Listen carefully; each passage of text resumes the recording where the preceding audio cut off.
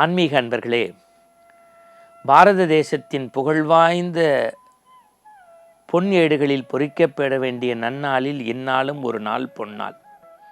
காரணம், ஆதிசங்கரர் மரபிலே தோன்றி நம் காஞ்சியம்பதியினுடைய 68வது பீடாதிபதி ஜெகன் புகழும் ஜெகத்குரு, நம்மையெல்லாம் காக்க வந்த ஞான புருஷர் காவி உடைக்குள் கற்பூர தீபமாய் நம்மால் விளங்க முடியாத செய்திகளை தன் வீரிய விழிகளில் விளங்கச் செய்து இந்த மண்ணை உய்விக்க வந்த மகான் காஞ்சி மகாபெரிய சுவாமிகள் 68வது பீடாதிபதியினுடைய அவதார தினம். இன்றைக்கு காஞ்சி மகாபெரிய சுவாமிகளுடைய ஜெயந்தி. இந்த மாதம் உங்களுக்கு தெரியும் சங்கர ஜெயந்தி வந்தது. இன்றைக்கு நாம் கொண்டாடி கொண்டிருப்பது இந்த 24ஆம் தேதி காஞ்சி மகாபெரிய சுவாமிகளுடைய ஜெயந்தி.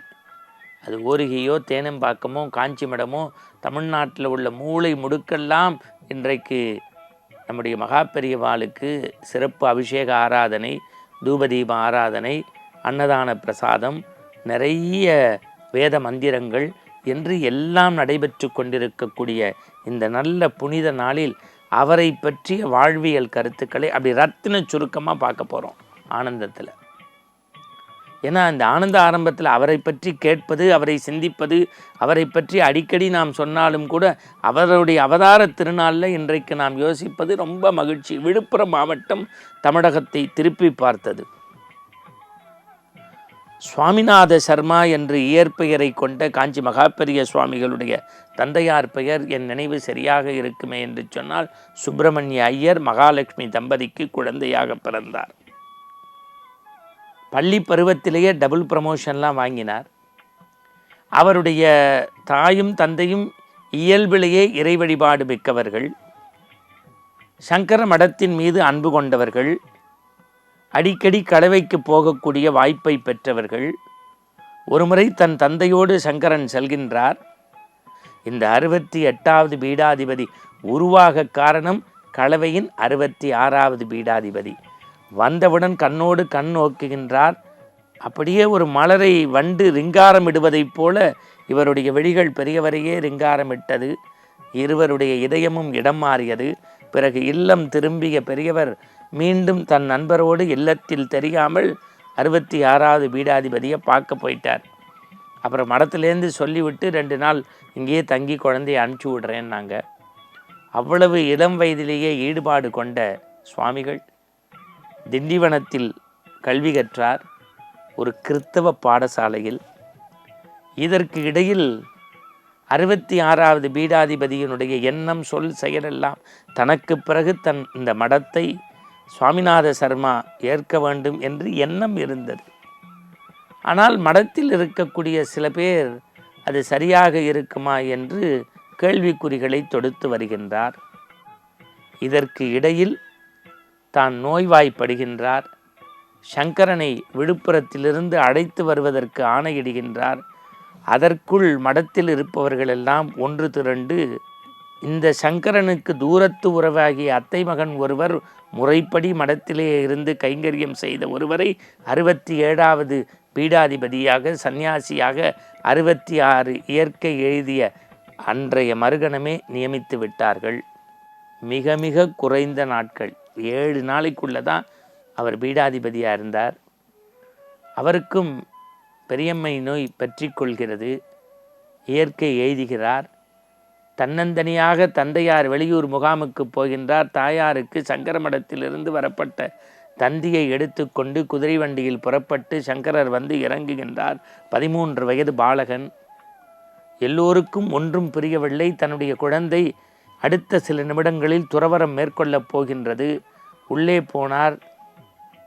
துறவியாக தன்னை மாற்றிக்கொள்வதற்கு முன்பு 2 பீடாதிபதிகளுக்கும் செய்ய வேண்டிய அந்திம காரியங்களை முடித்தார்.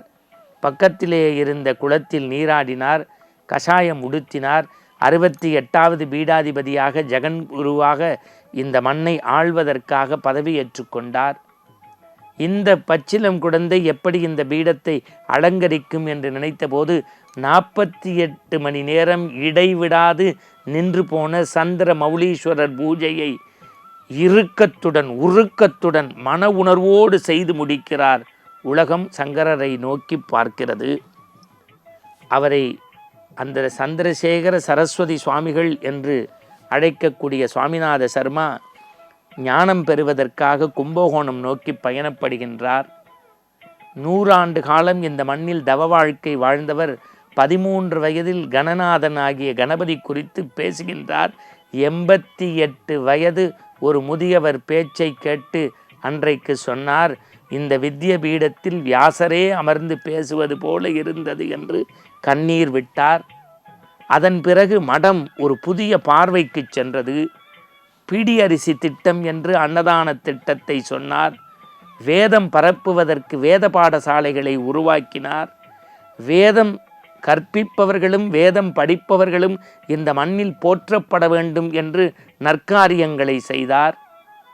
கோசாலைகள் இந்த மண்ணில் உருவாக்குவதற்கு பசு இறைவனுக்கு சமம் என்று இறை உயிர் மீது நம்பிக்கை வைத்து கோசாலைகள் வளர்ச்சிக்கு தன்னை கரைத்தார்.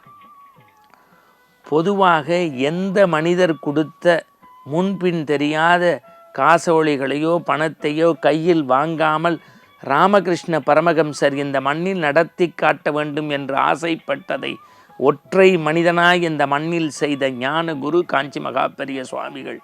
டாட்டா, பிர்லா, அரசியல் தலைவர்கள், ஆச்சாரியர்கள், இசைக்கலைஞர்கள், பாடகர்கள், பேச்சாளர்கள், தமிழ் சான்றோர்கள், நீதியரசர்கள் என்று எல்லோரும் தங்களுடைய வாழ்க்கையில் சங்கடம் என்றால் இந்த சுவாமிநாத சர்மா என்று சொல்லக்கூடிய 68வது பீடாதிபதி நம்முடைய மரியாதைக்குரிய சுவாமிகளுடைய விண்ணப்பத்தில் வைத்து தங்களுடைய குறைகளை போக்கிக் கொண்டார்கள்.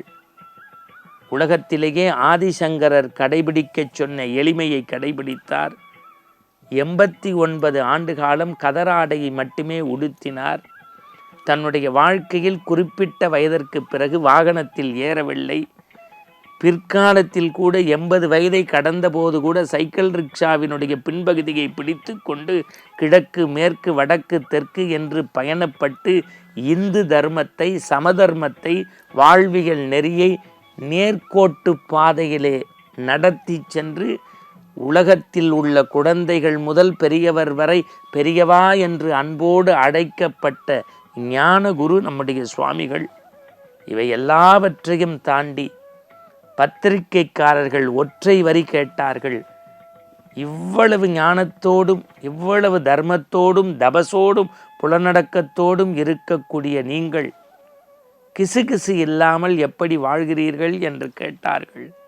அதற்கு அவர் சொன்ன ஒற்றை மந்திரம், காஞ்சி காமாட்சி பராசக்தி எனக்கு அதற்கான சந்தர்ப்பம் தராத வகையில் என்னை பார்த்து கொண்டிருக்கிறாள் என்று வெளிப்படையாக சொல்லி சைவ மடாதிபதிகள், வைணவ மடாதிபதிகள், பிரமதத்து சான்றோர்களால் ஏற்றி போற்றி பாராட்ட பெற்ற 100 ஆண்டு காலம் இந்த மண்ணுலகில் காந்தியே வெளியில் வந்து ஒரு ஞான மனிதரை பார்த்தேன் என்று சொன்ன தவசீலராய் 100 ஆண்டு காலம் வாழ்ந்த ஒரு ஞான சீலரின் பிறந்த தினம் இன்றைய தினம். இதையும் விட ஒரு சிறப்பு என்ன என்று சொன்னால், கடைசி வரை இந்த மண்ணுலகில் எளிமையோடு வாழ்ந்து ஒருபடி அவள் பொரியை மட்டும் தயிரோடு உண்டு தன்னை சுருக்கி இந்த மண்ணை பெருக்கிய ஞான வித்து, இந்து இஸ்லாமிய கிறித்தவ வேறுபாடு இல்லாது மதங்களை தாண்டி மனிதர்களை நேசித்தார். இவை எல்லாவற்றிற்கும் மேலாக பழைய திருக்கோயில்களில் தீபம் ஏற்றுவதற்கு தன்னையே கரைத்த அந்த சங்கர ஜெயந்தியை கொண்டாடக்கூடிய மகா பெரியவர்களுடைய பிறந்த தினத்தில் உங்களையெல்லாம் ஜெயா டிவி சார்பாக வணங்கி மகிழ்கின்றோம். இல்லம் தோறும் இன்றைய தினம் ஜெய ஜெய சங்கர ஹரஹர சங்கர 108 முறை சொல்லி இந்த மண்ணை புதிய ஆன்மீக பக்கம் திறப்புவதற்கு சங்கரர் பாதம் பற்றுவோம். ஜெய ஜெய சங்கர ஹரஹர சங்கர.